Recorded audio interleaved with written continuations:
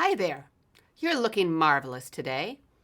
In this session, you'll learn about the awesome power of your beliefs, particularly something called the growth mindset.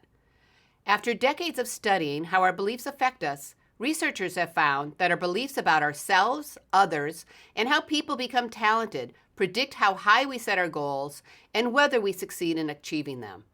Now, our beliefs predict whether we seek out hard problems or whether we take the easy way out, whether we take risks or whether we play it safe, whether we admit our mistakes or whether we hide them, or whether we blame others for our mistakes, whether we ask for negative as well as positive feedback, and whether we handle our transitions well or whether we crumble. Our beliefs even predict whether we're more likely to cheat when given the opportunity to do so. For over 10 years, Stanford psychologist Carol Dweck and her colleagues have been studying how our unconscious beliefs about how people achieve success have profound effects on our choices, our behaviors, and ultimately our ability to achieve our goals. They have found that some people have what they call a fixed mindset, whereas others have what they call a growth mindset. And each mindset predicts how likely a person is to succeed at school, at work, in their career, and even in their personal relationships. These mindsets are described in this session. While learning about the power of mindset, think about whether you tend to have beliefs that are more consistent with the fixed or the growth mindset, and consider the consequences these beliefs may have on your future. And I'll tell you up front that I'm going to make the case that you'd be wise to have or develop a growth mindset. People who have a fixed mindset believe in nature over nurture. In other words, they believe that each person inherits intelligence, talents, and personality characteristics that are unique to their genetic makeup. And these characteristics, they believe, stay pretty stable throughout their lives. Consequently, they're more likely to say things like, "I'm a people person," "I'm a numbers person," "she's a natural storyteller," and "leaders are born and not made." They see their strengths and weaknesses as part of who they are as a person, and they make their day-to-day choices according to this belief. Dr. Dweck and her colleagues have found that people with a fixed mindset are more likely to seek out opportunities where they can demonstrate their strengths and avoid situations that might expose their weaknesses.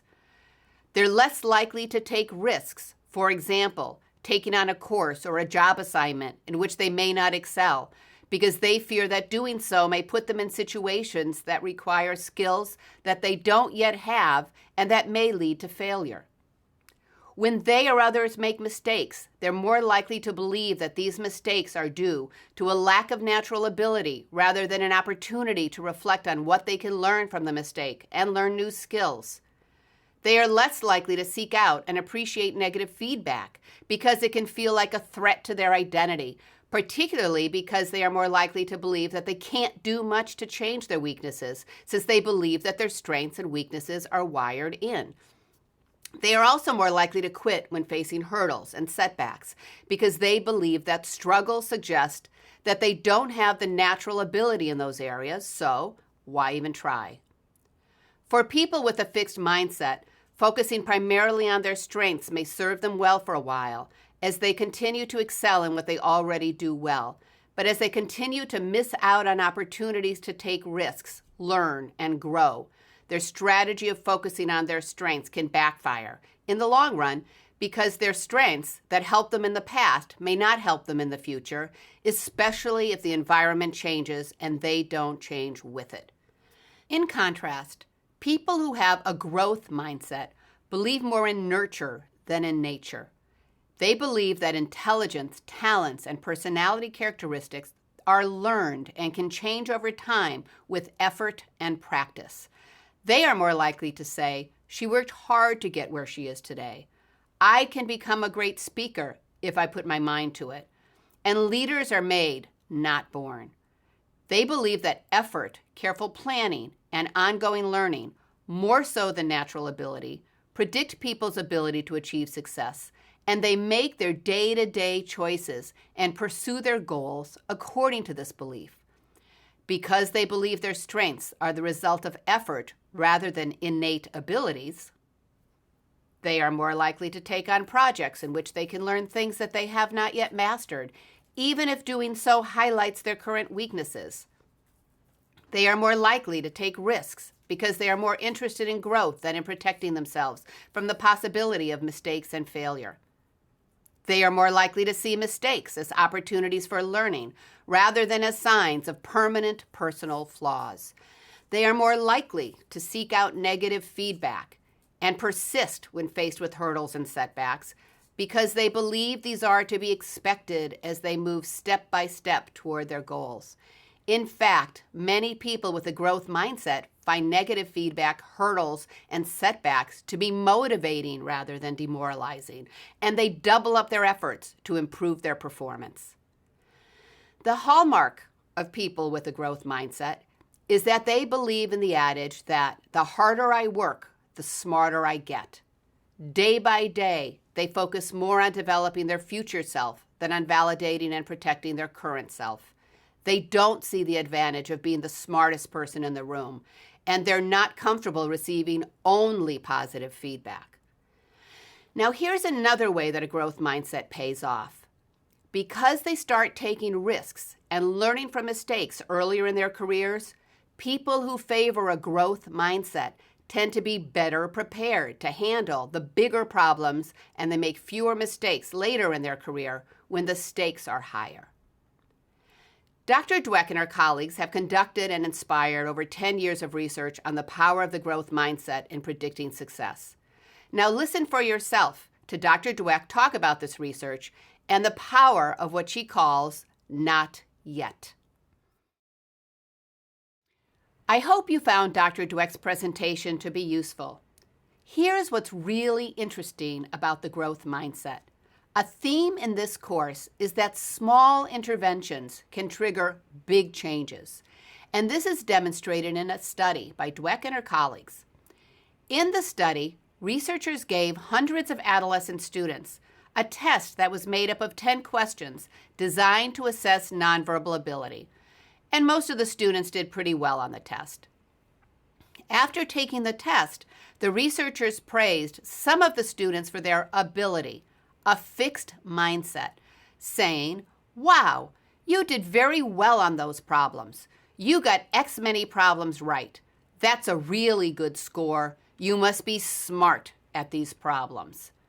The researchers praised other students for their effort, emphasizing a growth mindset. They said things like, "Wow, you got X many right. That's a really good score. You must have worked hard at these problems." The researchers later gave the students the choice to tackle an easy or a hard task. 80% of the students who were praised for their intelligence, the fixed mindset, chose the easier task, and 67% of the students who were praised for their effort chose the challenging task. Now, as part of the study, the researchers also asked the students to write a private letter to their peers discussing their experience with the study and revealing their scores on the test that they took for the study. Interestingly, 40% of the students who were told, "You must be really smart," lied and overstated their scores, compared to only 13% of the students who were praised for their effort. It seems that the students with a fixed mindset were more invested in demonstrating that they were smart, not only to themselves, but to others as well, even if that meant inflating their scores. In study after study, researchers have found similar results. For example, the growth mindset has been associated with academic performance in both underachieving and high-achieving students. It has been associated with adolescents' resilience in responding to peer exclusion and bullying, girls' test scores in math, community college students' grades in remedial math courses, medical students' grades, Hong Kong students' willingness to take classes to improve their English language skills, and managers' willingness to coach employees and their effectiveness in doing so. Let me tell you a personal story about the power of not yet. About 15 years ago, I was academic director of the part-time MBA program at the Ross School of Business at the University of Michigan. A student was trying to get admitted to the MBA program, even though he had a low score on the graduate management admissions test. a test that was required for admission to the MBA program, and it's supposed to be designed to assess one's ability to successfully tackle the rigors of an MBA program. He took the test several times, studying hard between each test, but despite his efforts, his test score would not budge. He applied to the MBA program twice, and he did not get admitted, in large part due to his low GMAT scores. The third time he applied to the MBA program, he tried a different strategy. He visited the dean of the business school and made the dean a promise. He said that he was certain that he would get excellent grades if he was admitted to the MBA program, and he promised that if he did not get high grades, he would voluntarily leave the program. Based on that agreement, he was admitted to the program, where he indeed earned a very high grade point average by the time he graduated with his MBA. A few years later, I ran into him while I was teaching a leadership program at his place of work. He had enjoyed several promotions since graduating from the MBA program, and although I didn't know about the research comparing the fixed and growth mindsets at the time, I believe that having a growth mindset played a key role in this man's success. He lived in a world of not yet, and that world was serving him, his teams, and his organization very well. Now, before moving on, you'll get more out of this session if you take time to think about your own mindset and how it may affect your ability to achieve your goals. To assess your mindset, ask yourself the following questions. Do you say things like, "I'm a natural people person," or "I've learned to work well with people"? Do you say he's a born mathematician, or he must have worked hard to develop his math skills? Do you say she's a natural leader, or she worked her way up to the leadership role? If you're a parent, do you say things to your children such as "you're so smart," or "you worked hard"? "You're a natural athlete," or "you sure practice a lot"? "I guess math just isn't your talent." Or what can you do to do better at math? How does what you say every day reflect the growth or fixed mindset? And what might be the consequences on your own or others' performance and ability to achieve important goals? How can you encourage yourself to use language that reflects the growth rather than fixed mindset? For example, you can praise yourself and others for the strategies, effort, and resilience used when learning new skills and talents. For your children, you can ask them questions such as, "What did you do today that was hard? What can you learn from this? What mistakes did you make that taught you something? Well, if that didn't work, what can you do to try another way?" And you can guide your choices with the power of the phrase, "not yet," and push yourself to become more skilled in areas that you're not yet good at. For example, if you're not yet comfortable giving presentations, you can join one of the highly respected Toastmaster clubs in which you'll work with others who are trying to enhance their communication skills. If you aren't yet comfortable in settings in which you should be speaking with people informally, say a conference, you can read a book or search for a website about working the room or making small talk. You can take courses, including online courses, to increase your skills in many different areas. And then you can practice your new skill every day at home, at school, or at work. I hope you found learning about the growth mindset to be interesting and useful for yourself and for the people you care about at work, at school, and at home.